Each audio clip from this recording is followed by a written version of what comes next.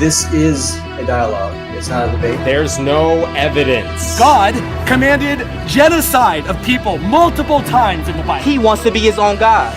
He doesn't want to submit to an authoritative God who created him. They are possessed by a demon. I'm going to cast that thing out. Is there anything your child could do that would make you want to lock him in the closet and set the house on fire? No. Oh, then I think Nick definitely has a better morality than your God. Well, you ask really good questions. We were out there 4 days later and the guy walked out and he had a full nose. I didn't even recognize him. The Miracles Atheists podcast, unpacking the tension between different worldviews of the supernatural.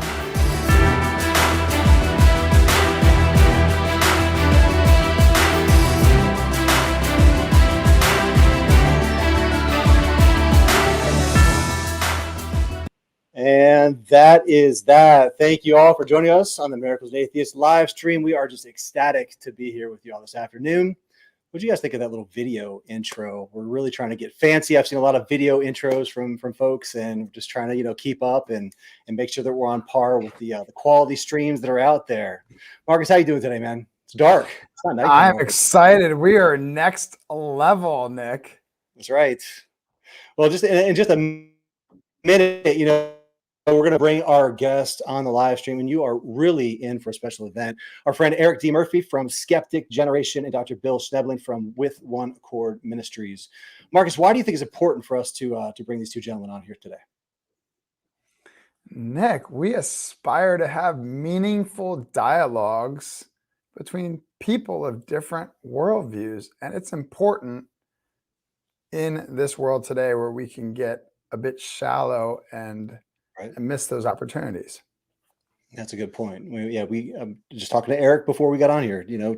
We get our echo chambers, and it's important to hear what people are saying and understand why we believe or think or say certain things the way that we do. So, why are we here today? Well, we had Dr. Bill Schnoebelen on Miracles and Atheists last time. We talked about Halloween. Dr. Bill made the statement that he's never really talked to an atheist before, and I thought it would be interesting. With as many groups, or I thought it was an interesting statement, because with as many groups as he's been involved with throughout his life, I said, well, hey, I know a few atheists. How about we make a connection? So here we are. I'm going to introduce our guests. Yeah, let me read Dr. Bill Schnoebelen's bio here. So since you mentioned him, I'll go ahead and take the lead on that. Mm-hmm. He is Dr. Bill's a prayer warrior, a counselor, scriptural scholar, and author. He founded With One Accord Ministries in 1992 and has traveled the world teaching, preaching, and sharing the gospel. Before his salvation through Jesus Christ, Bill spent 16 years as a teacher and high priest of witchcraft, spiritism, and ceremonial magic. Magic with a K.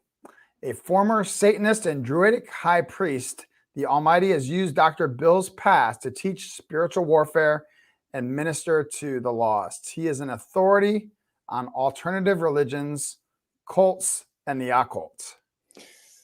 And we are also very excited to have Eric D. Murphy, founder of the Atheist podcast and Skeptic Generation, with us today. If you read the description, I had an error. We had Talk Heathen on there. Eric's no longer part of Talk Heathen, so I want to make that clear. We'll go ahead and modify all that. There's descriptions with Talk Heathen, take those out of there. But Eric has spent 6 years as a community builder, a speaker, an activist in the atheist community. He's also been a repeat guest here on Miracles and Atheists. So most recently, Eric started Skeptic Generation. It's a brand new call-in show, which he co-hosts with his fiancee, V. La Bianca, who incidentally will join Marcus and I tomorrow to talk about Sam Harris's book, Letter to a Christian Nation. So if you're watching now, I think you'll enjoy that broadcast as well. Skeptic Generation, its mission is to make fun, thought-provoking, and high-quality content for an ever-expanding community of diverse and compassionate atheists. So that's one thing that I like about Eric is, and I know back in a few years back, Eric, it seems like he's really trying to change the perception of the way that atheists view the world and have more compassion for different worldviews and that sort of thing. So why don't we just bring our guest on? Before I do, I want to mention that Stephanie's here. I'm just going to bring Stephanie on real quick so she can say hello. She's on here monitoring comments. She's starting to help the show out. I really appreciate Stephanie. So get your comments, get your questions in there, and she'll bring them to our attention. So thanks, Stephanie, for being part of the show. Thank you for having me. You're welcome. All right. Well, here we go. Eric and Dr. Bill, welcome. Hi. Hello. It's good to see you all. Yeah, well, like I said, next level here on Miracles Atheists, but I'm really excited to have both of you guys on here. I think Dr. Bill, I'll maybe just start with you. What would you like to accomplish from our conversation today with Eric and Marcus? Well, I think primarily I'd like to have a really meaningful exchange with him. And I know very little about your background, Eric, but I mean, just that perhaps there's a whole nother level of reality that is expressed in the Bible, and maybe open up some windows into that. And of course, also, hopefully, get some ideas going back and forth. Of course, with everything I do, my primary goal is to glorify Yeshua, Jesus, in everything I do. And I understand there can be some acrimony between, our two camps, which I certainly want to avoid. I believe in treating everybody with love and respect. So that's kind of my perspective on all this. Cool. Bill, you'll fit right in. Go ahead, Marcus. Yeah, you'll fit right in then, Bill, with our community, and I believe with Eric as well. I love Eric's content. Eric, can you talk a little bit about what you would like to accomplish today? Sure. So as Nick said before, the thing that I'm most known for is call-in shows, people calling in to talk about what they believe and why. And I try my best to encourage people to have good reasons for what they believe.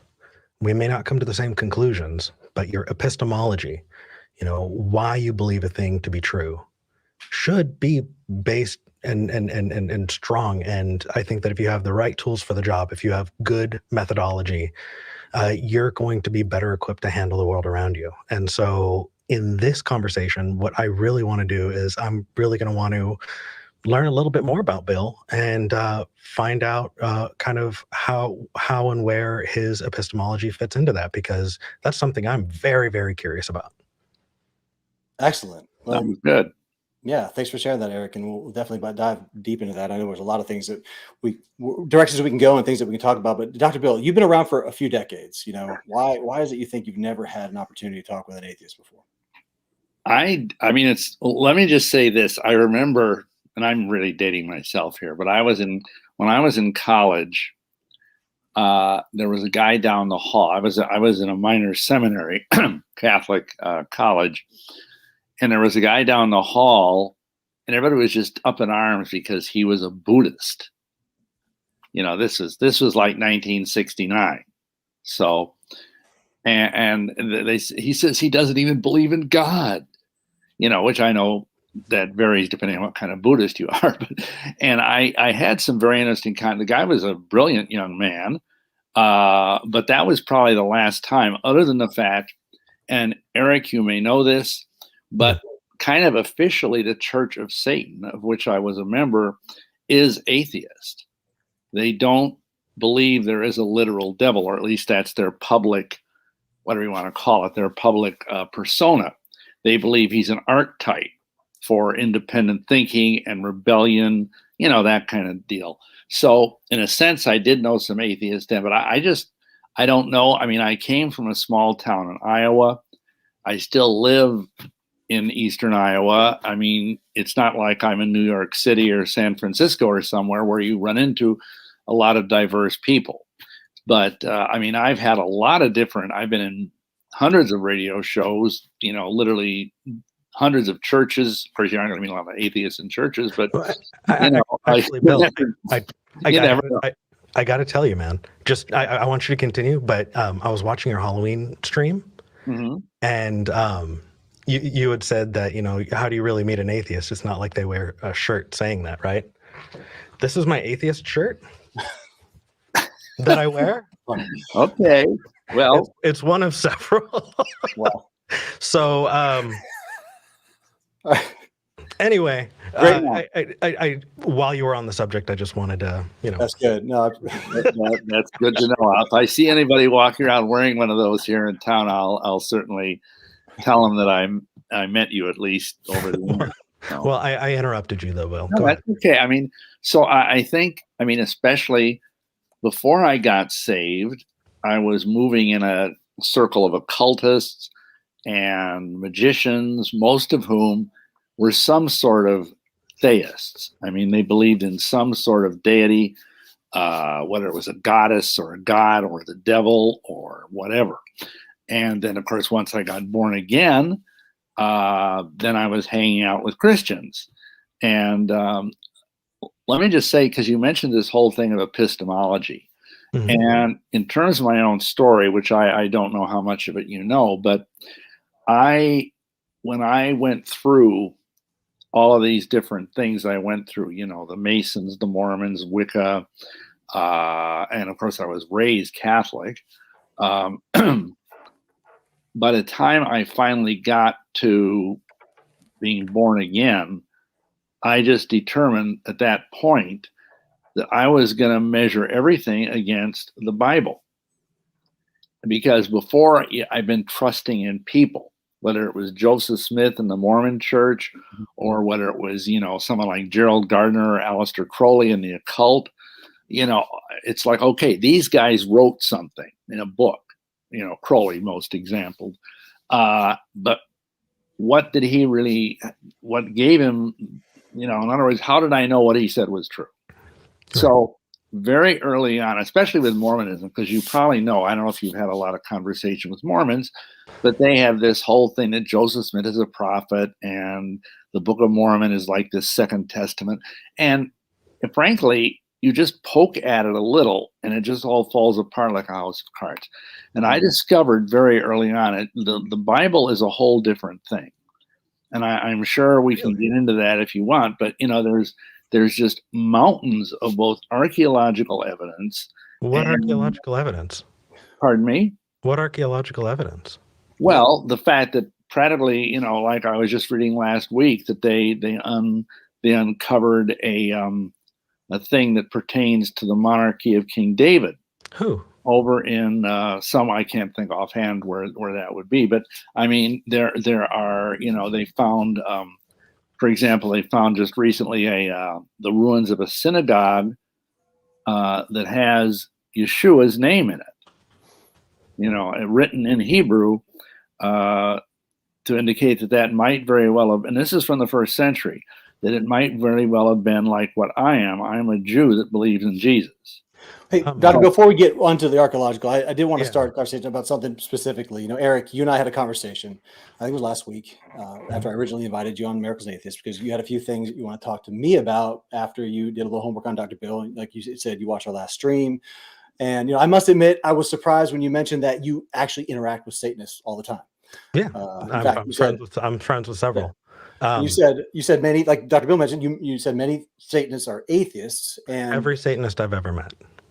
Yeah. So can you explain your experience with Satanists, so we can just kind of build maybe a quick foundation for what you know about Satanism, and then kind of transition to Dr. Bill and his experiences. I kind of want to take that route.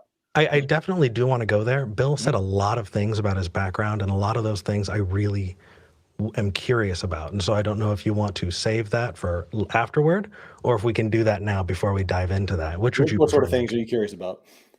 Well, Bill, you introduced yourself as Dr. William Schnoebelen. Yeah. What did you get your degree in? Okay, well, I have the postgraduate degree. My bachelor's degree is in music and philosophy, and then I got a theological degree from St. Francis Seminary in Milwaukee. That was in 1980. I got a degree in pastoral counseling from Liberty University. That was in 1990. And then I got the naturopathic doctorate degree from Trinity College of Natural Healing. That was in 2001.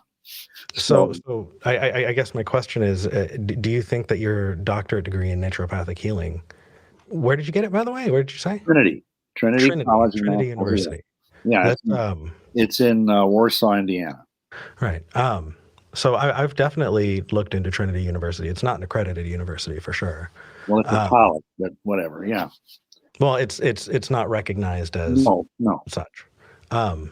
Do you think that introducing yourself as a doctor, given what you have your PhD in, is I don't know, conducive to or helpful to starting discussions? Well, first of all, it's not a PhD; it's an ND, naturopathic doctorate.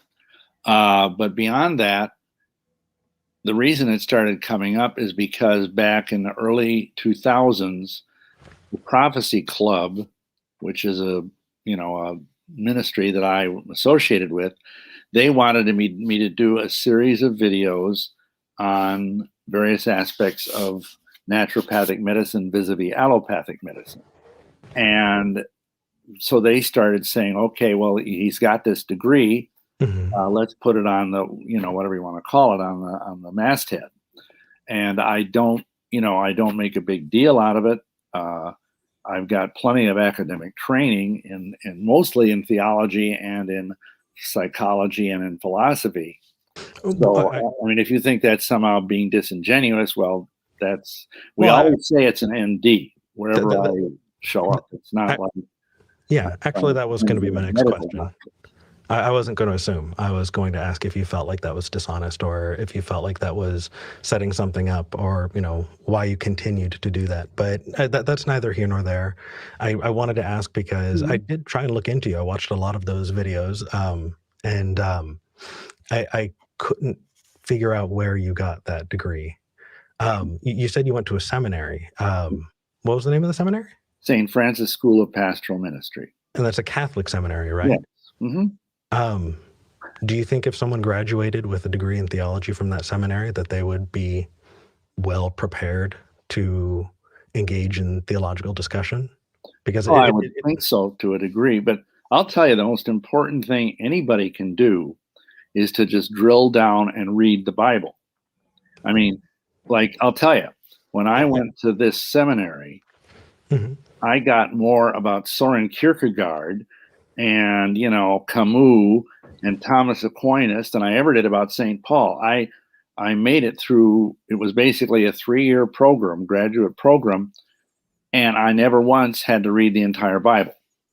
Now that says more about Catholic education than it does anything else. And the other thing that dismayed me, and I don't want to get off on a thing about Catholicism, is that everybody there, all of the seminarians and a lot of the faculty, were all gay.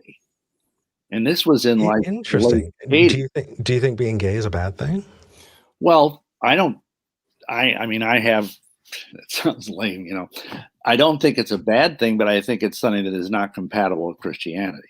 Okay, or the Bible for one reason or the other, Judaism or I realize there's a lot of Christians that are gay, a lot of Jewish people that are gay, but to me that's kind of like an oxymoron, Anyway, I mean, here you got to understand something. I come from a background of small town America, and I was just, I had this starry-eyed idea. Okay, I wanted to get a theological education. I wanted to be a priest.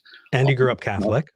Yeah. And, back in that day, in the 50s, when I was growing up, I mean, priests were like probably walking around with a halo on their head everywhere they went, And I was just stunned to find out all these guys were mincing around. A lot of them were kind of fairies, if you'll pardon the expression. I mean, I know there are a lot of homosexuals that aren't, and it was just shocking to me. And so that kind of dismayed me, because at that time, I mean, again, this was in the late 70s. The gay movement was not anywhere near where it is today. No, they were still being slaughtered and absolutely victims of incredible amounts of violence. I'm definitely glad we don't live in that time anymore. Well, no. So the reason I'm asking isn't to try and be mean. The reason I'm asking is because when I talk to somebody who starts with their credentials forwards, and I don't understand exactly how it relates, the first thing I want to know is what degree of authority do you give it?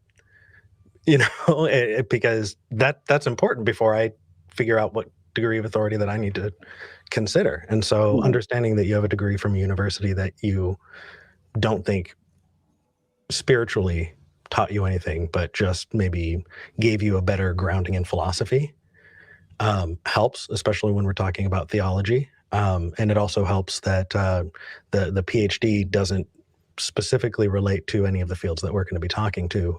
So that helps. Yeah. Well, and let me just say this too. I mean, I did learn. I had a course in Pentateuchal theology. I had courses in Hebrew and Greek, which were helpful. But the problem was the emphasis was very heavy on liberation theology, which I don't know if you're familiar with that or not. It's a kind of the Jesuits in the 70s down in Latin America, people like Leonardo Boff and a couple other people, they kind of created a sort of Marxist Catholicism where they actually had posters showing Jesus with a leer of bullets and holding up an automatic weapon. Oh, I see that in the United States. Che Guevara. And I know again he's from an earlier era, and they were, because they were seeing, and this is, I don't know if this is a rabbit trail or not, but they were perceiving that more and more of the people in Latin America, where of course there's a lot of poverty, that they were looking at the church as being an oppressor. Okay. To a degree it was, with their big rich cathedrals and their episcopal palaces and all of that. And so what happened is they decided, we're going to rebrand and we're going to make Jesus look like Fidel Castro, and that he's here to liberate people. And this was running through the seminary at the time. It was like the latest hot thing. And you know how this is in academic circles. There's these new. I absolutely do. I've just, it sounds like you got cheated, man. Well, I really think I did, and I'm very grateful for the degree I have from Liberty, because that's a Baptist college. But it's not an accredited one. I'm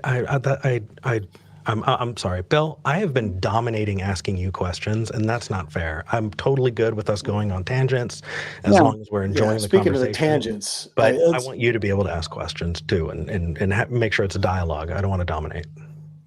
Well, to kind of get back to where I was going, I think I was trying to say that I like, in the first year of my post-Christian experience, I read the Bible through 9 times. I really, and I already had a few theological tools in terms of knowing some Greek, knowing some Hebrew, etc. And I just began to understand how all of this thing fits together in a way that the Book of Mormon doesn't, in the way that, well, of course, the Satanic Bible is a kind of a whole different thing. Nobody claims that's a divine revelation from hell. No, that was written in the 60s. Yeah, right. I know. I was there. Anyhow, the 60s were pretty good to me, actually. It sounds like. It's like, compared to Mormonism, compared to some of these other things, there was power in the Word of God in the Bible that transformed my life. And by that I mean, I was struggling because of my background. I'd done a lot of drugs in the 70s, mostly pot and cocaine and some acid. And I was struggling with cocaine addiction, even as a Mormon. Mormons, of course, don't approve of that, but and I managed to barely stay away from it because I wanted to be a good, worthy Temple Mormon. But the very day that I got born again, June 22nd, 1984, that was gone. I have not had a single desire to, I'm glad, I'll tell you this much. I thank the Almighty that I wasn't around when crack became a huge thing, because crack was just barely coming out. So Bill, you said June 2nd, 1984? Yeah. And then, okay, I want to ask about that really quick, but I know Nick is trying to jump in. Nick, I'm sorry. Well, yeah, we go down a bunch of rabbit holes, and I just want to keep us focused. So this is really where I wanted to take the conversation. Because Eric, You did voice your concerns about some of the I things you did. saw from Dr. Bill when you did your research, watched his platform, and you mentioned to me that, in your opinion, some of the things he talks about are dangerous. So I want to ask you Oh, first to absolutely. kick this conversation off. What is your biggest concern?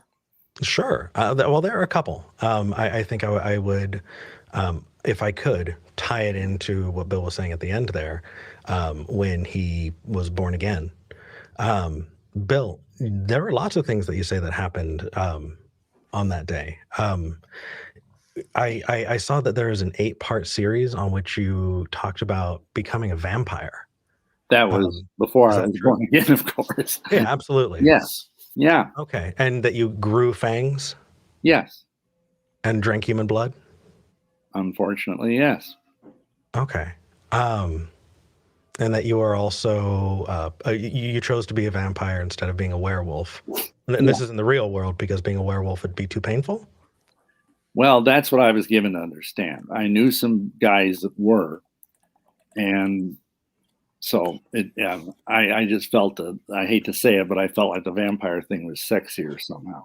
Let me let this settle. Let me let this real quick. How long were you in Satanism before you had gotten to that point?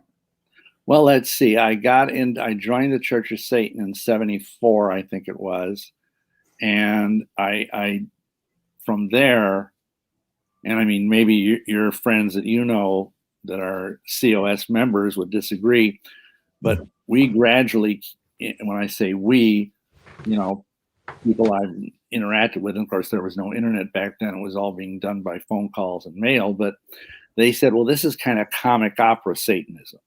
LaVey was a showman.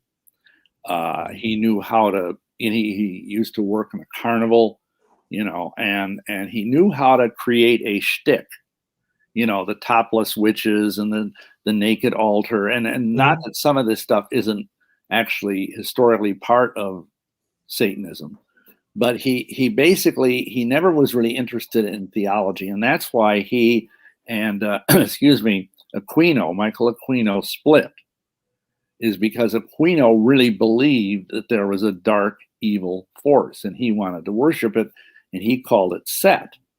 And I'm sure you're probably familiar with this, Eric, but, probably a lot of people listening aren't. And it was like a theological schism, if you will, between Church of Satan and what came to be known as the Temple of Set. So that therein is actually where I find a lot of danger. I'm sure you wouldn't be surprised that I don't believe at all that you became a supernatural vampire. That's kind of wild, if I'm going to be honest. Kind of when I spoke up earlier, I wanted to kind of just pipe in and say, look, let's just let that set in, because I've never heard personally another human being say, to me live, that they turned into a vampire. Ex-vampire. So actually, you wrote a book about that, right? Yes. Lucifer Dethroned. Mm-hmm. Yeah. Let's see. You also wrote a book about aliens called, hold on. Space Invaders. Yeah. Mm-hmm.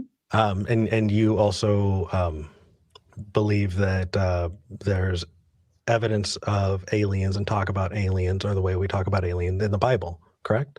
Well, yeah, except I would say what the typical individual nowadays thinks of as an alien, I would say they are actually fallen angelic beings.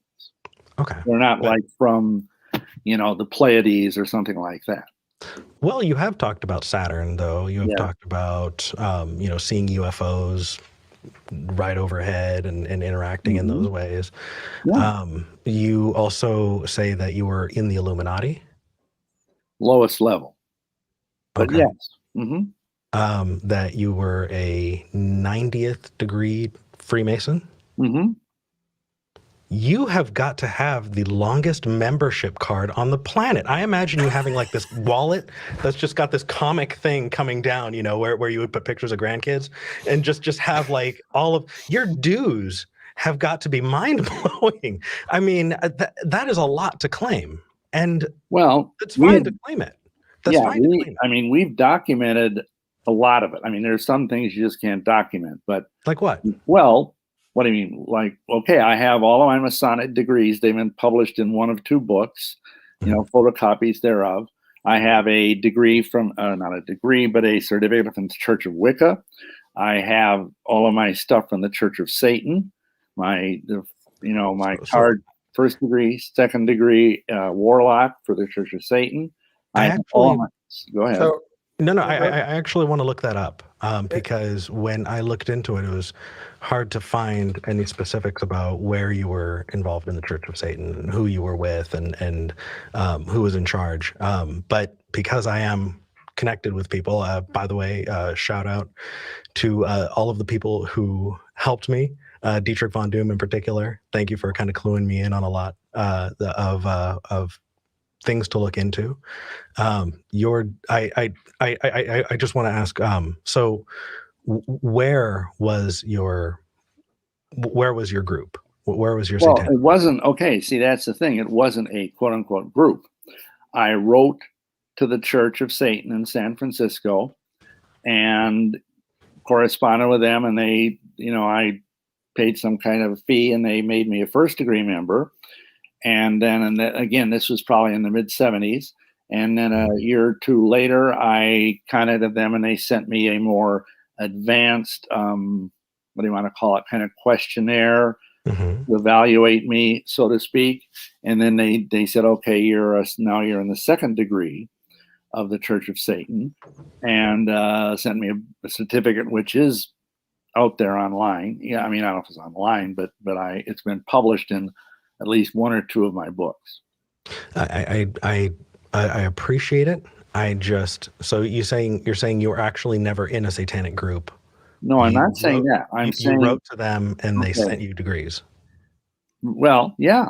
And I think that's kind of what they were doing back then, unless you happen to live.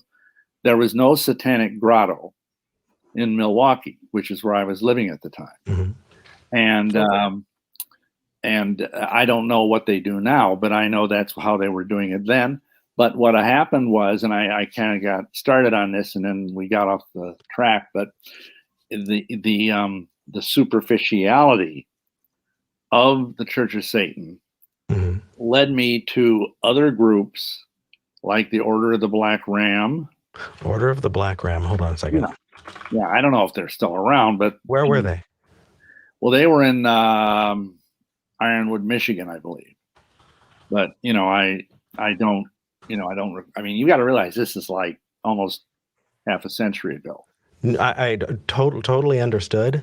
Here's the thing. Here's why it matters to me. Yeah. It matters to me because in your videos, and Nick, getting to the point that you were trying to ask, in your videos, you talk about kidnapping, torture, slavery, sexual assault, and cannibalism and murder being done by Satanists.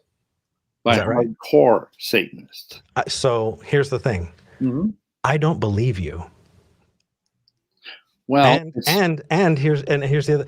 If none of this is true, right? If none of this was true, then you would be spreading some really, really nasty things that dehumanize a group of people, albeit theatrical, but dehumanizes them in a way that I was telling Nick before, that if I believed you, Bill, and I met a Satanist, I wouldn't want to talk to them. I'd look for a gun to protect myself.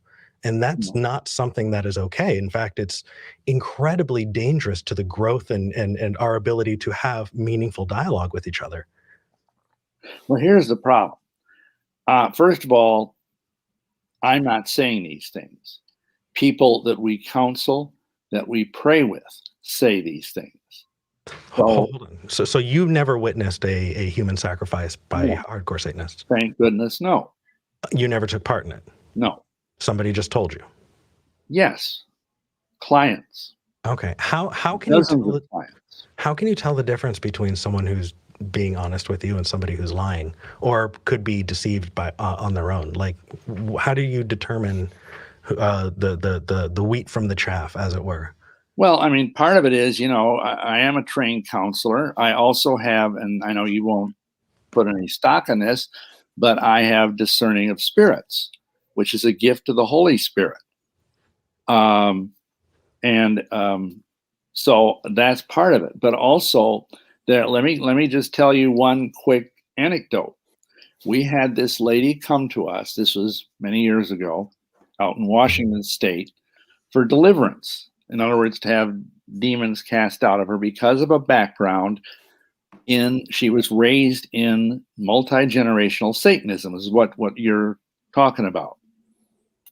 And she went through a lot of horrible stuff. Well, anyhow, in the course of doing the deliverance, a very powerful entity, and I know this is, you're gonna wonder if this is true or not, but first of all, liars end up in the lake of fire in my religion.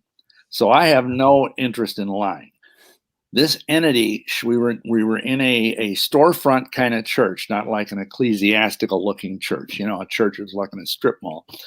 And this thing was so furious that we were praying with this woman that he started attacking the building. There was thunder outside. There was lightning outside. He was actually shaking the building. That sounds amazing. And well, it was pretty scary, but we just kept praying. I mean, literally the ceiling tiles were coming loose from the ceiling. Yeah. And the funny thing is after that, we got asked by the pastor of the church to take our business somewhere else because we caused some damage. We didn't, but the demon did. This is real stuff. I have to imagine people in early tribes fearing lightning and attributing it similarly. So I get how that can be very scary. I just the whole building shook.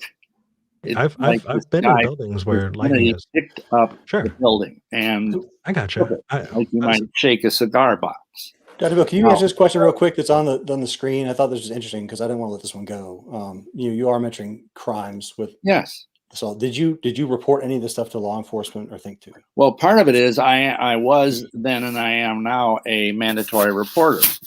So yes, if a woman or a man, mostly women, came to me with these sort of things, we would go to the authorities with it. But the trouble is, and I know this sounds all conspiratorial, but a lot of police are Freemasons. A lot of judges are Freemasons.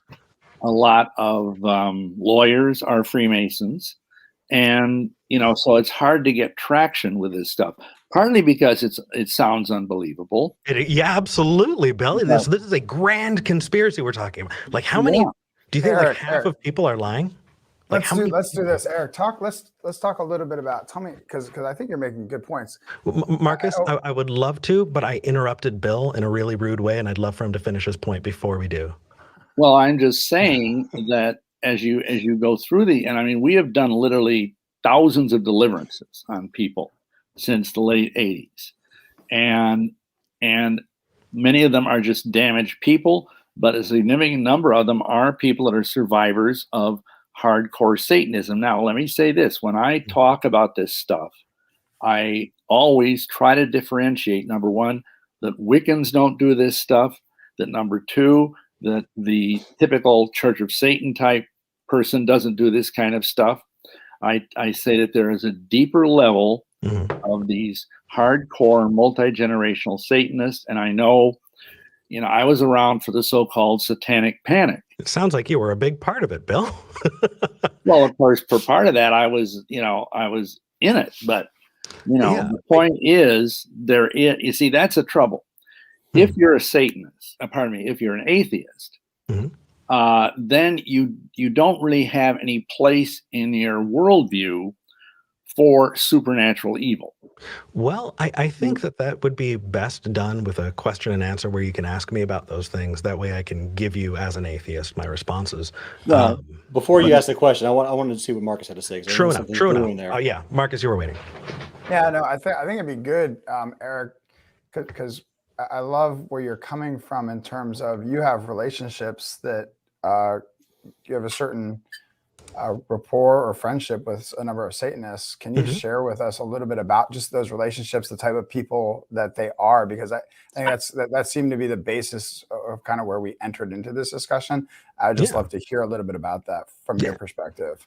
Absolutely.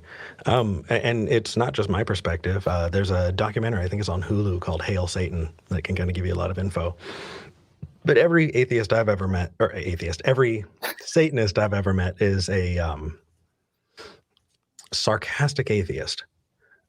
someone who is utilizing the imagery, and Bill, you said this earlier before, in a theatrical way to make a point.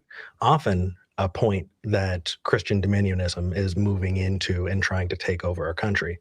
And they do push back on that, and I applaud that very much.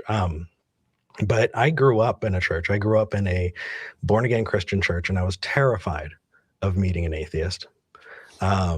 More or less a Satanist. Oh my gosh, I'd run screaming to the hills.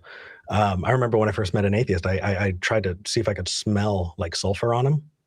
You know, like, you know, maybe they just got really dry skin and they hide their horns. And that's just a small piece of the kind of damage that the kind of thing Bill is saying does. That it's interesting that all of the people that we can verify don't do the things you said, Bill. But all of the things that are the most dangerous ones, there's no record of. We don't have indication of that. Like, there's nothing backing you up except for saying, and by the way, you don't say it happens in a small place in Montana. You're saying it's everywhere. You tell prayer warriors to watch their children and make sure that their children aren't out during the time of year that they get kidnapped and murdered.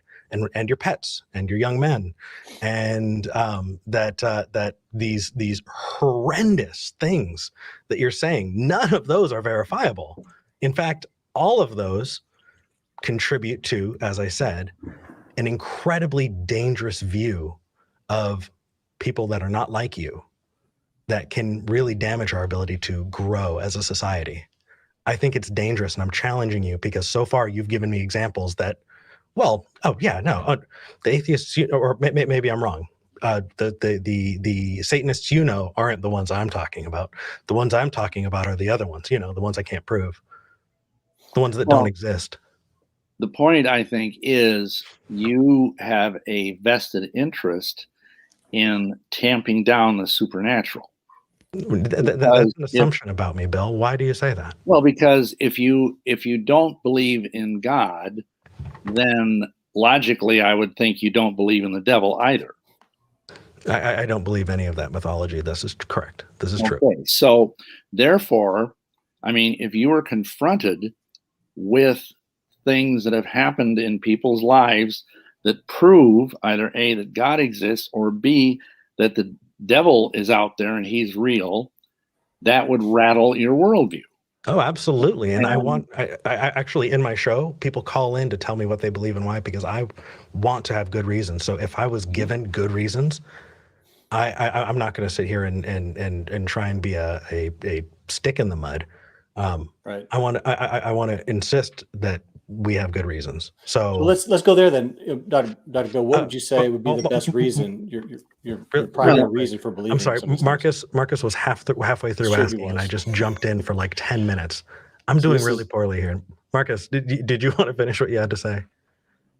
Oh no, I mean, so you had answered part of the question, but tell me, I mean, I'd asked you so tell me about your Satanist friends. I mean, just the type of people they are, like, what you do with them, about the relationships you have with them, kind of what their interests are. I want to humanize this person for our audience, because you said earlier, as a Christian, you would run away. Well, let's make them human for a minute. Okay, and that's I want to do that. Yeah, your average Satanist is just a regular person like you and I. They have families, they fall in love, they get married, they have kids. They try to, live their lives the best they can.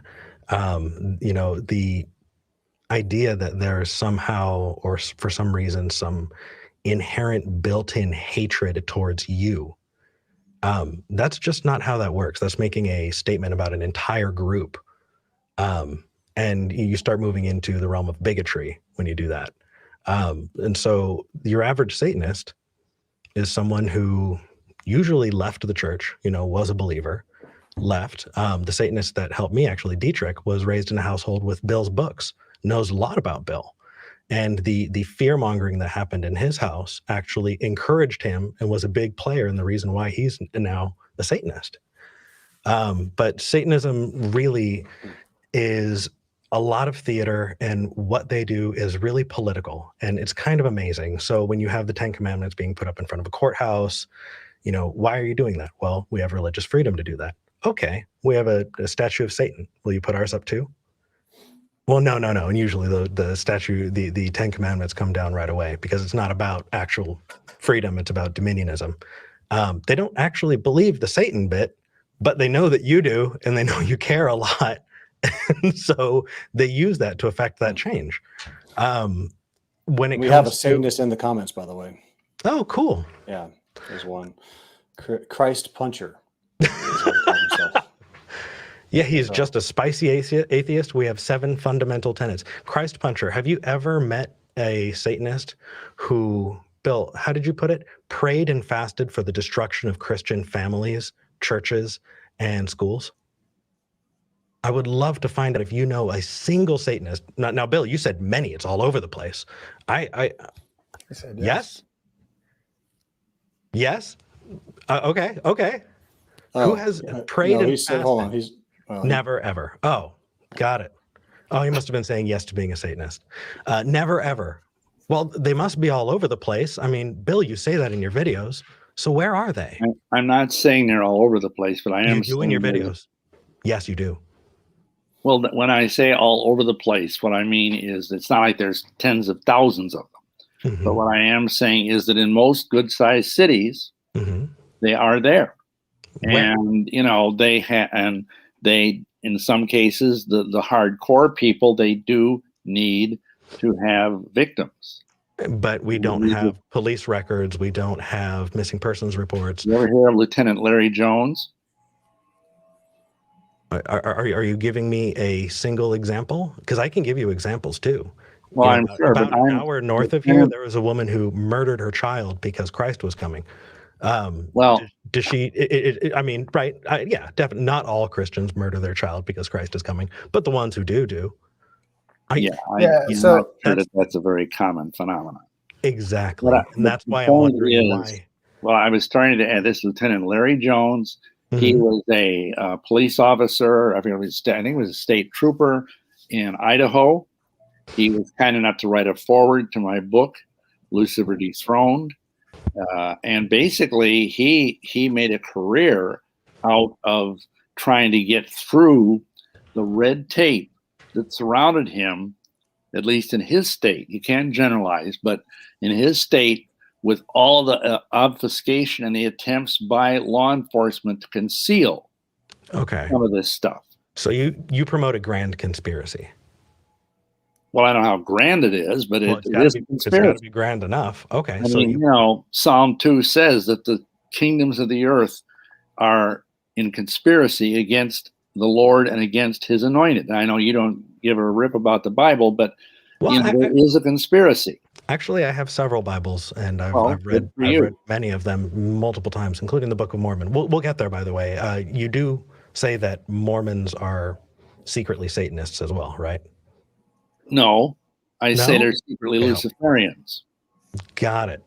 Okay. What would be good is to have, I love your description of your Satanist relations, Eric, and I would love to get Bill to really respond to that. I think you make a good point, and I want to point back to that and ask you, Bill, to react to that kind of Eric's description. There are people like you and I.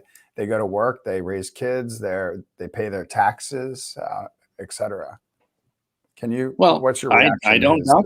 I mean, when I was a member of the Church of Satan, I had a job. I went to work. I did all this stuff. I don't imagine, most people who interact with me would look twice at me. I probably look a little more weird now than I did then. Yeah, I mean, I don't doubt what he's saying, but the problem is there are people out there, and I don't know if your friends dress in any kind of an eccentric fashion, wear black or a pentagram around their neck, stuff like that. Sure. Because I did do that. I had a cloisonne medallion from the Church of Satan that I wore all the time, things like that. But I don't doubt that for a minute. But my concern, and when you start having literally thousands of people coming to you over basically since 1988, needing ministry, needing help, and I'd say at least somewhere around a third of them are testifying to this stuff. How many people? Let me finish. How many people, does it take? And most of these people have gone to the authorities, or I've taken them to the authorities and said, okay, this is being alleged, and and nothing ever comes of it. Well, it has. I mean, look at Dan and Fran Keller, right? Two people who were accused of a lot of satanic stuff. They believe they ran a child care. They were put in prison for over 20 years before they were released because they never should have been put in there because those accusations were not true. So I don't know the details of that particular case. You could Google it. There are tons of people. Is that the McMartin thing? This is the Kellers. Oh, so Eric, are you making a claim that there are quite a few people that have been jailed falsely for satanic? My goodness. Well, so the kind of accusations that Bill's throwing out there are the kinds of things that people, like the Nazis did that about the Jews before justifying the Holocaust, saying they're eating your babies and they're slaughtering, and they have these dark rituals. That goes back as long as humans have othered people and as long as humans have vilified and dehumanized people. And so I don't think that's unique. I just think it's dangerous nonetheless. Were they accusations or were they claims, Eric? So if we're talking about the Satanic Panic, Bill can just verify with me. Those were accusations, but most of the time, they're unfounded, unreal claims like Bill makes. Bill, you were on a Flat Earther podcast recently. Do you believe in a flat Earth? A few years ago. Yeah. You do believe in a flat Earth? Yeah. Okay. And I'm assuming you believe in a 7,000-year-old Earth as well? Yes. Okay. Do you think humans lived alongside dinosaurs? Well, first of all, I don't know that that's the thing that is germane to what we're talking about, but no, I really don't. I understand. Let me contextualize it. You're right. That wasn't germane. The reason I'm bringing it up is because I want to point out to the Christians who are watching this, Bill does not exemplify your worldview. Bill, I've heard you call people normies who don't believe in the conspiracies that you've taken to. Do you think what was it, Dungeons and Dragons? You worked with Jack Chick on spreading fear about Dungeons and Dragons, right? Well, I was doing it before I met Jack Chick. But okay, you were the OG fearmonger. Okay. First of all, it's important to understand that in my particular case, and I've said this many, many times over the years, people from the D&D company, whose name escapes me at the moment. Wizards of the Coast. Right, yeah. They were very near where I lived at the time in Milwaukee. And they actually they heard about our coven, and they came to us to get insight into how to make the rituals that were part of the board game to be more authentic. So there were two guys that came and spent the afternoon taking copious notes. So I don't believe any of that. Wizards of the Coast is a West Coast group, first of all, so that doesn't even make any sense. Listen, you're showing your youth. Oh no! Oh no! Poor me. Please enlighten me. Look, I'm trying to rely on memory, and I don't. It used to be called something else. TNR. It was called TNR. I mean T and R. Mm-hmm. And they were in, I think it was Racine, Wisconsin. That's where the D&D thing started. Now I know now it's huge and it's out there on the West Coast, but this was back in the 70s, in the mid 70s. Okay. And it was either Racine or Lake Geneva, one of those two. They're like southern suburbs of Milwaukee, between Milwaukee and Chicago. And they came to your Satanist coven? Or no, it was a witch coven. Your witch coven? Yes. Okay, where you did magic spells? Yes, Wicca. TSR Incorporated, Lake Geneva, Wisconsin, and founded in 1973. Oh, you know what? And people in the live chat are saying that Wizards of the Coast.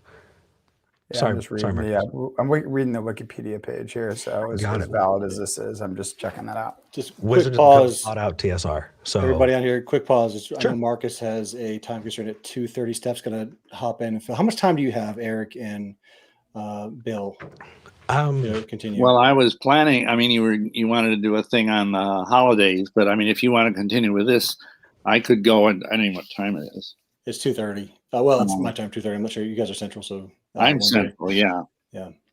So, Eric, if you have more time, I'm happy to have you stay on. Or sure, I did want to ask. Well, the thing is, Bill wanted to know more about atheists, and I've been talking a lot, and so it would only be fair to the conversation if Bill got the opportunity to ask me questions and talk to me.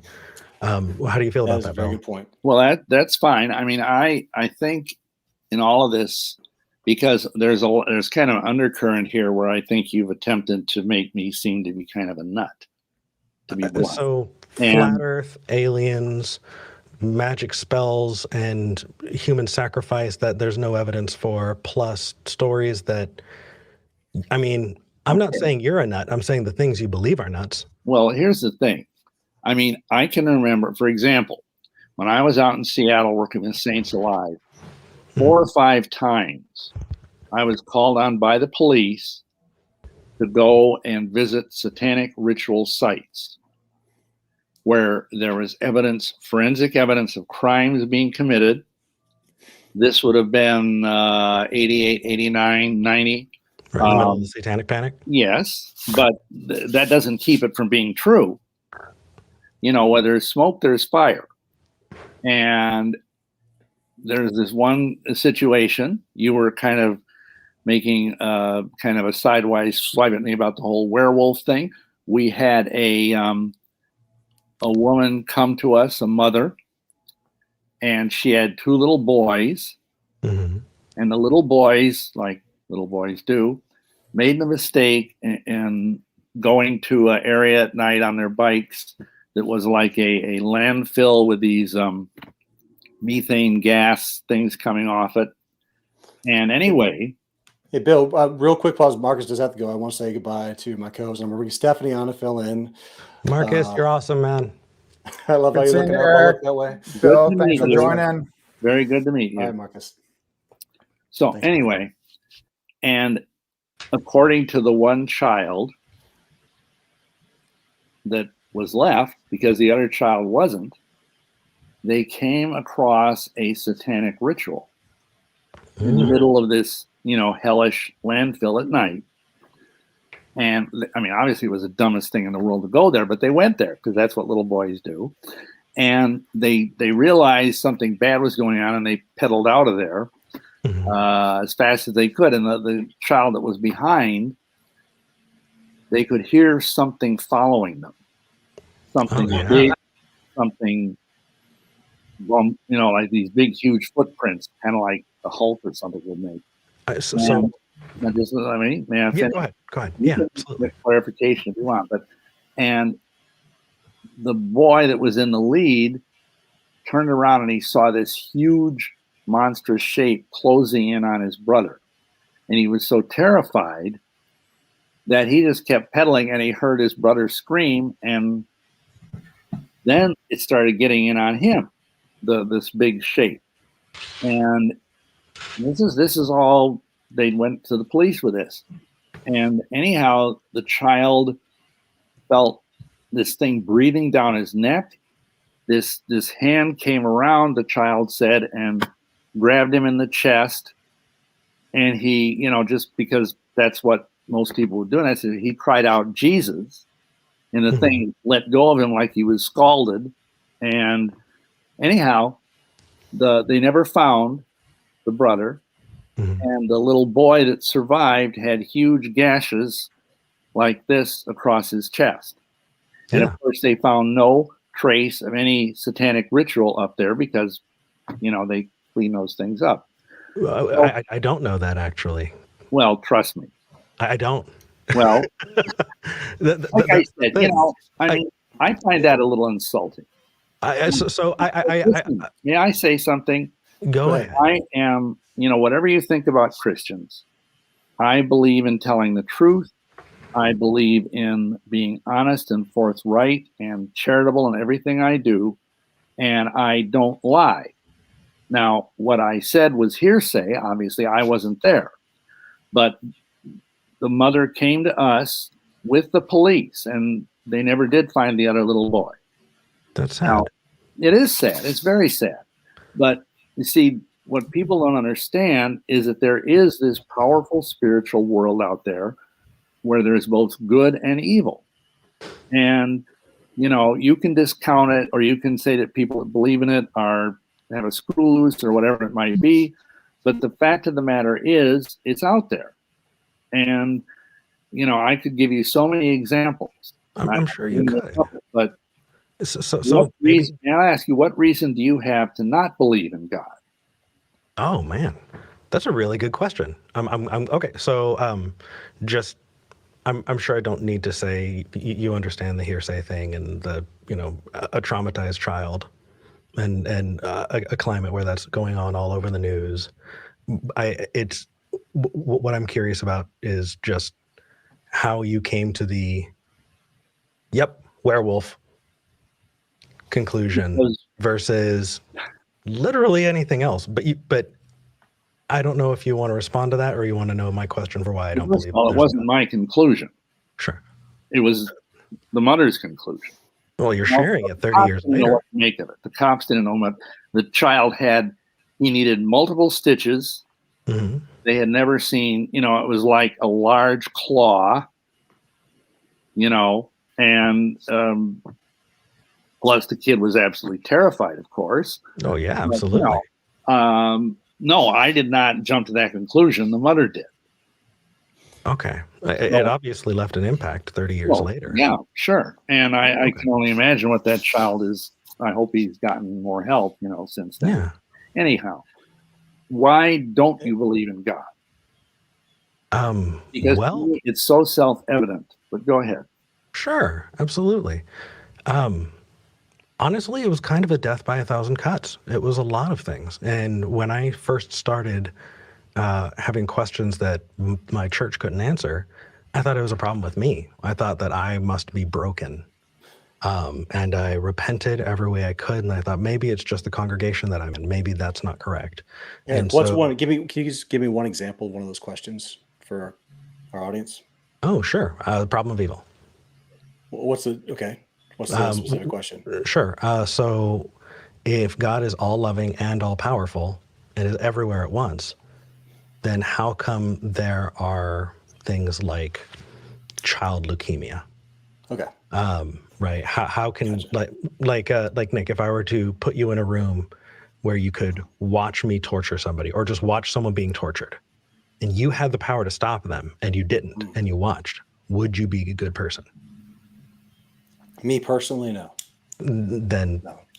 For some reason that doesn't apply to God, and that confused me. I had other questions and a lot of things just kind of. Do you want me to give more? I just want to give the audience an example because sure. A lot of times when just conceptually, for me as an engineer, I like to dive into. Yeah. Yeah. Another one was faith. What is faith and why is it important? Because whenever I had a question that people couldn't respond to, they said, well, you just got to have faith, man. Yeah. And I thought that faith was maybe just something I didn't have. And that's why I was broken. It wasn't until much later that I did a lot of research on a lot of philosophy, and looked into a lot of theology and the history of the church that I realized that when you're looking at the Torah, mm-hmm. you're looking at the story a people have told themselves about themselves. It is an origin story of a group of people. It doesn't all check out, but it doesn't have to, because it's just the mythology of a group of people that they've told themselves about themselves. And once I kind of came to that realization, I realized that I needed to do something because I'm an atheist. So people ask, Eric, why do you even get involved? Right? Bill, I'm sure that's probably something you're wondering. Why are you here, man? You don't even believe. Right? But I'm here because I live deep in the heart of Texas. And out here, you can't drive too far without seeing a billboard asking whether or not you know if you're going to hell. the amount of overreach into people's everyday lives and the amount of terrible treatment that's been justified by religion has caused me to stand up and go, hey, you know what? These things that are being said, like, Bill, I do think that some of these things that you've shared secondhand that you didn't see, that you weren't a part of, influence the way people see me in a really negative way. And it becomes something that people justify going, oh, you don't believe anymore? Oh, they lose family members. They lose a lot. And being able to say that you can be good without God is really important to me. Eric, before I want to make sure you have sufficient time to answer his question. Yeah. But do remind me, because we did talk about me calling into your show on Sunday. And so just remind me to talk about, let's talk about one of those two questions. And if anybody watching wants to call in, I'm happy to. We do our best not to yell at people or anything like that. Yeah, no, you do a really good job. And I generally don't railroad people the way I railroaded Bill. Bill, I recognize it's after the fact, but there was a lot there that was on my mind. That said, every Sunday at 11:30 a.m. Central, Skeptic Generation, youtube.com/Skeptic Generation. There's a way that you can call in. Also, there's a way that you can call online, toll free from anywhere in the world. Cool. No, thanks. And Stephanie, I know you have a question. I want to make sure there's time for that before we hit the 3 o'clock hour, but go ahead, Eric, continue your answer about why you don't believe in God, unless you feel like you've answered it sufficiently. It's interesting. There was a lot of things that were framed that way. Bill, you said that there's an abundance of evidence, right? You mean for God? Yeah. Yeah. Well, I believe so, yes. Sure. And so why don't I believe so?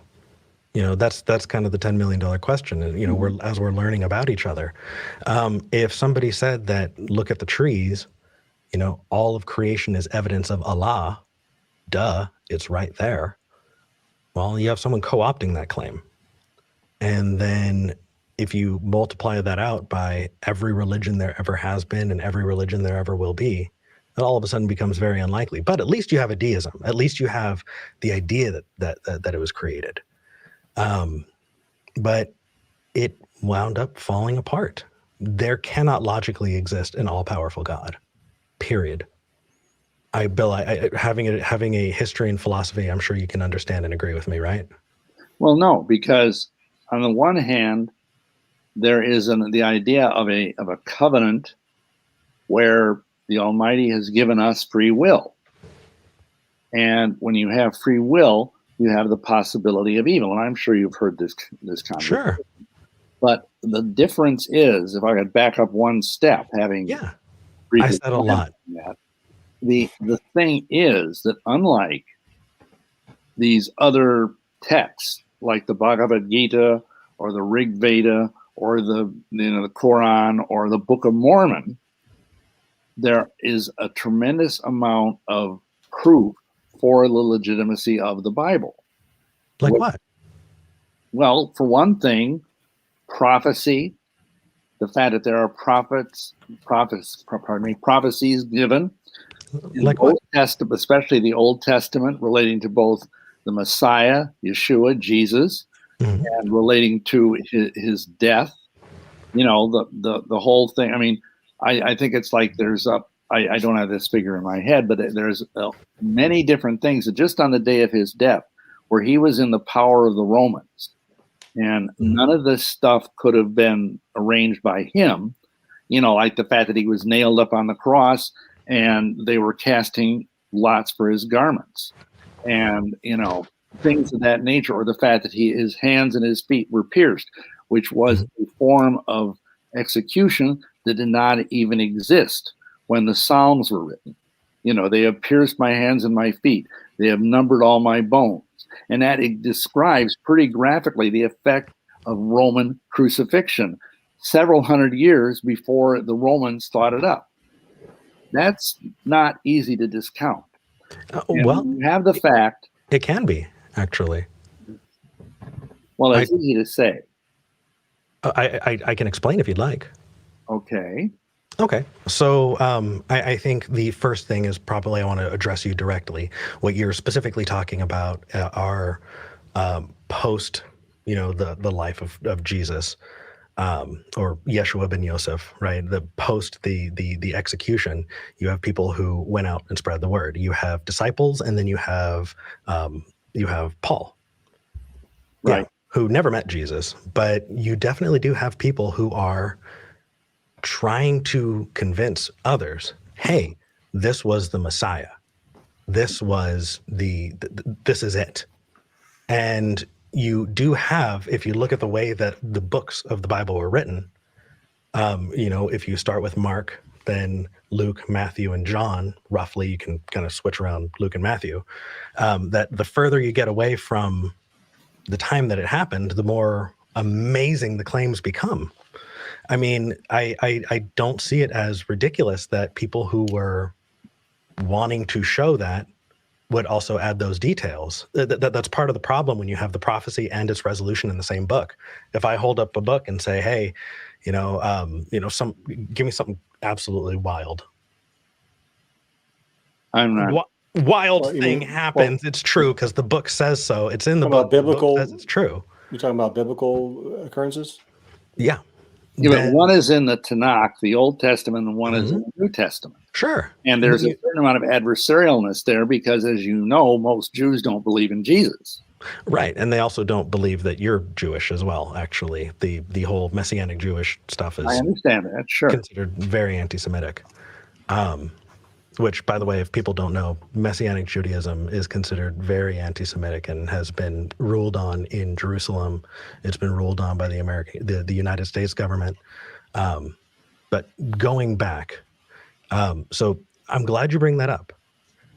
If I told you that I had a concert in my backyard and 1,000 people came, and I wrote it down, and you were to say, Eric, 1,000 people were there. How do I know? Is written down right here. Does that really show that, or does it show that somebody wrote that? Because I think there's a difference between what you're describing and what the Bible is. Please. The Bible has stood the test of time for centuries. It's changed the lives of millions of people. And I understand what you're saying, that in certain parts of wherever part of America, there are Christians that aren't living up to the love that Yeshua, Jesus, calls us to live. And for that, I apologize. It's been said that the one thing that shows Christianity is true is that it succeeds in spite of Christians. I remember that one. Yeah, and it's true. I remember that one. It's true because we all fall short of what our Savior has asked us to be. All fall short of the glory. I don't want to make it sound like I want to burn you at the stake or hurt you in any way. I just want you to get to know the Yeshua that I know and love, because apparently you were not introduced to him when you were a child, and that's not true. I was a Bible-believing Christian. That may be hard for you to believe, and I know you're going to whip out a verse that says that if you've left, you never were one of us. But Bill, all that's doing is discounting me and making sure that anything I say doesn't matter because you've already made up your mind. I don't think that's a good way to engage with people. No, I'm not saying that. I'm not blaming you. I'm just saying that it may very well be that there was a lot of, I don't know what you want to call it, misrepresentation of the gospel. But I obviously wasn't there. Well, if there's anything that I've learned from conversations with skeptics over the past few years, it's we really just need to be extremely careful about assumptions and not really put anything out there on both sides, right? I think. Yeah, I want to be absolutely clear that Bill is someone who deserves respect. I just don't respect the things that he espouses, and I think that they can be dangerous. And you said that multiple times over your platform. So disagreeing over ideas is incredibly important. We should be able to do that. Oh, sure, absolutely. Yeah, and it's been intense. It's been intense. It's a good breaking point because I did have one question. It goes down a rabbit hole, but I'm trying to keep it brief because it does go back to we're talking about claims and secondhand knowledge and that sort of thing. But Bill, you made a claim early on that we really didn't unpack at all but it was, to me, it was shocking, right? I mean, the vampire thing. I really want to go to the vampire experience. I'd be doing our audience a disservice if we didn't at least talk about Whether or not vampirism. he sparkles in the sunlight. So Oh, can you, maybe, I don't know how we even wrap this up, because I do want to give everybody closing words and all that, but can we, Bill, would you mind just going well, into what more happened detail about was beyond the Church of Satan, deeper, darker. I mean, such things do exist, whether Eric wants to believe it or not. I was given a choice to either go one way and become a lycanthrope, a werewolf, or to go the other way and become a vampire. Who gave you the choice? The people above me, or beneath me, as the case might be. No, the people who were higher up in the Brotherhood, as it was called, which was an organization down in Chicago, which wasn't that far from where I lived at the time. See, I don't want to get into that, but I mean, at the time, I didn't know of any Church of Satan type grottos in Milwaukee. And whether there were or not, the church never made any effort to find them for me. So anyhow, I was told that, and I chose that route. And so what happened was I went through a series of initiatic experiences with what I now look back with many, many decades of hindsight, and probably a fallen angelic being that had me drink whatever was flowing in his veins. And that did something to me that transformed me. And for a period of, I can't say how long, it was probably close to a year, I was just basically living on either Catholic communion or human blood. For a year? For about a year, give or take. And it was very hard for me to go out in sunlight. Couldn't get near garlic.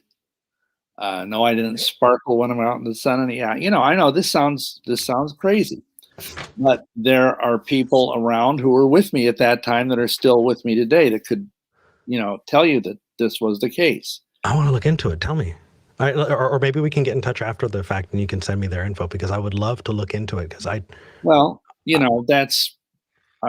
have to hunt them down in most cases, but the point is it was very real at the time. And then when I had this lady, because I was sending checks every year to the Church of Satan, and one year I got the check back, and some lady had written on the check, I assume it's a bank officer, in Frisco, that she be praying for you in Jesus' name. June 2nd, 1984. No. This was long before that. Man, I thought I'm trying to follow. And I didn't think anything of it. Then the next day, I just felt like I got run over by a truck, because I just laughed at the check. I threw it in my file and forgot about it. And because I didn't believe, I thought Jesus was the son of Satan at that point. That's what I thought. And that was my weird theology. Because that's what these people were teaching. And anyway, but literally my whole life was turned upside down in a matter of a day or two. And I cried. I had this black temple up in my attic. This was during the time you were drinking blood, living off blood, you're saying? Yeah. And I had like 5 or 6 different women in the coven that were more than delighted to let me tap a vein, and I do a different one each day. So you, and that way, like an IV, you had like an IV bag, and you would. No, practically, how would this work? I'm just trying to think. I thought he mentioned that. No, you didn't. You mentioned fangs. I forgot about it. So anyway, when this lady started praying for me, I went upstairs to this temple, asked for a sign from Lucifer, and within 24 hours, these 2 girls that were teenage Satanists from Chicago came up on the train to meet with me, and they brought with them 2 chick comic books. Now, I know this sounds bizarre, but this is the absolute truth. And they said, you've got to read these things. They're so stupid. They're Neanderthal, blah, blah, blah, blah, blah.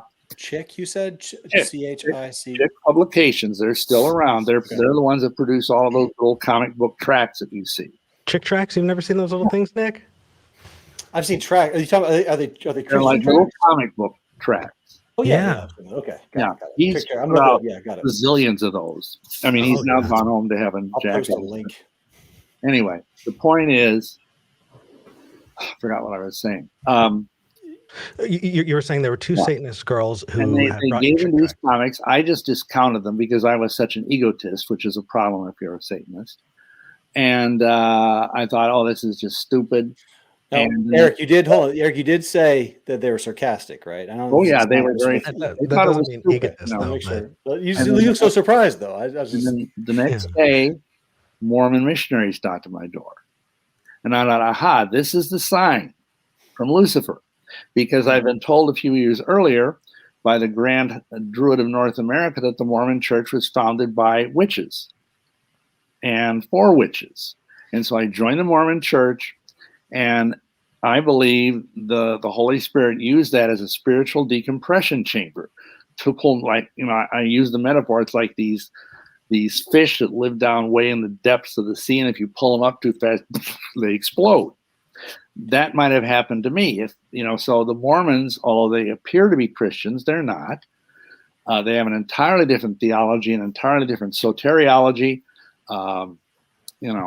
So, and it has been documented by Mormon scholars, in fact, that Joseph Smith was a sorcerer, that he performed necromancy, that when he, as you may know, he was shot by a mob in Carthage jail in 1844, and when they took his body up, they found that he had a Jupiter talisman in his pocket, and of course he was wearing his magic underwear, which to this day Temple Mormons wear their magic underwear. And I spent 5 years in the Mormon church, and finally the power of God got a hold of me, and I got born again in 1984. And that, that you may think that's an incredibly bizarre story. No, actually, I think that's the most believable thing that you've said, except for them not being Christians, because that's weirdly gatekeepy, and also is incredibly simplistic of an entire faith that, like you, I disagree with. But I think they deserve more respect in the way that they're talked about, and not the kind of accusations that you throw at them, because I think that is poisoning the well. Well, we've gotten many, many thousands of Mormons born again over the decades. Does that justify poisoning the well? I don't think it's poison to tell people the truth. Like Paul says, I therefore become your enemy because I tell you the truth. Eric, are you claiming? Are you reference to his comment about magic underwear? Is that probably? Oh no, I've got a pair of magic underwear in the closet. Actually, there was somebody who deconverted who gave me their old pair of magic underwear. I think it's hilarious. I'm gonna because my best friend's Mormon, and that is definitely an offensive thing for Mormons. Yeah, I don't talk that way to a Mormon. Well, just calling them not Christians. I feel like there are so many. I mean, for me, I think that it can be compared to someone's favorite novel, and you have different groups that splinter off and do their own fan fictions. And that's why you got to define your terms, right? I mean, and that's why if somebody tells me they're a Christian, I'm sure you've got a background in philosophy, Bill. You know the no true Scotsman fallacy, right? Yeah. So how do you get out of the? Well, maybe I can tell Nick first. Sure. The no true Scotsman fallacy is this idea of. Maybe I just give the example. Bill and I are sitting at a tavern, and Bill says that no true Scotsman puts sugar in his porridge. And I say, well, I know a guy. He's a Scotsman, and he doesn't put sugar in his porridge. And Bill goes, but that's not a true Scotsman, then, is it? Right. It's a gatekeeping way that does not actually gatekeep. It just disincludes people for whatever arbitrary reason you want to give them. And so that sounds like that's what, Bill, you were doing. And I want to ask you, because I want to be charitable with it. How do you get away from that? Well, I mean, the fact of the matter is the measure of a Christian is what's in the Bible, most specifically the New Testament. And, their doctrine of Christ, their doctrine, they believe that the supreme deity is an extraterrestrial being with a body, with a penis. No, I'm not. No. I understand. I actually have a well-worn Book of Mormon. I just also remember being in church and being told not to point out the speck in someone else's eye before you remove the log from your own. And I'm not pointing out the speck in someone's eye. I'm pointing out the speck in a theology's eye. Mhm. and there's a log in your the theology. Mormon church is destroying the lives of people. I mean, it's I think the drawing Christian them churches out do. of truth into something that can be a damnable heresy. And if that's offensive, I'm sorry. But, sometimes you have to tell the truth, even if it hurts.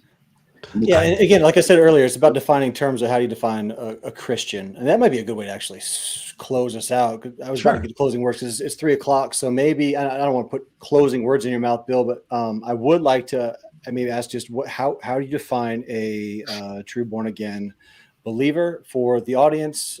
Maybe that, and then just anything you'd want to say in closing, and obviously, Eric, I'd love to ask you the same question. Okay. Well, I think a person is a born again Christian if they accepted Christ, Yeshua, as that they believe that he is Almighty God, come in the flesh, that he died on the cross for their sins, that he rose from the dead to give his people eternal life. That's a succinct thing that I would say. Let me just say, do I have like a couple minutes to say something about? But for clarification, in contrast, Mormons don't believe that. Is that right? Is that what you're saying? No, they don't. Okay. So they don't believe he's Almighty God. They believe he's a lesser God. They don't believe he died on the cross for their sins. In fact, Orson Pratt, who was a Mormon apostle during Brigham Young's time, said that he believed that the blood of Jesus Christ had no more efficacy than the blood of a dead dog. That's not Christian theology. I'm sorry. I've heard these sort of quotes myself. I mean, like I said, Eric, and everybody listening, my best friend is a Mormon, so I've done They're good people. A lot of Mormon research myself. They're so very good. There's a lot of stuff out there. Okay. Go ahead. I didn't mean to interrupt. Go ahead. Well, I would just like to share. I mean, we've been talking about miracles. Your show is called Miracles. Right. A almost 20-year-old miracle. I mean, 20-year long miracle. When I was 6 years old, a Catholic, I was leaving church, had my back to the altar, and a light came down out of the blue, and I saw heaven. I heard music that I had never heard before. It was so exquisite. It was so beautiful that it changed my entire life. Now, I wasn't on any drugs.